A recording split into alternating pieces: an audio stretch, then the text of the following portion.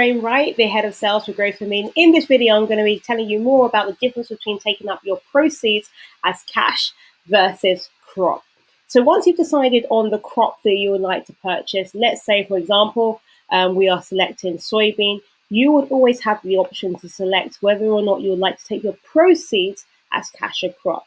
Now, what does that mean? So it means once we have grown for you at the end of the cycle, so once we've reached, the end of the farming date, and we have harvested, you have the option to take out your proceeds as cash or the crop.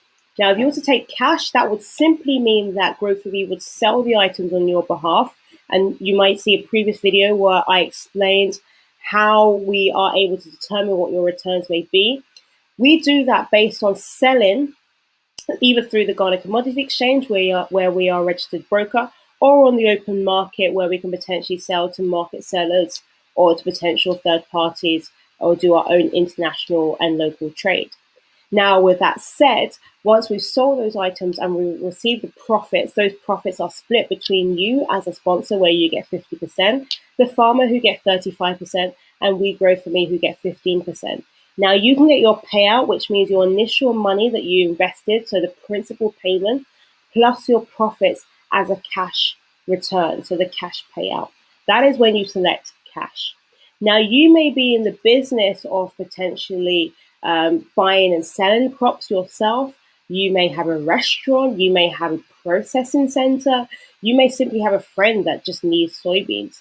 Now, you can potentially just take out the crop as crop in its raw form.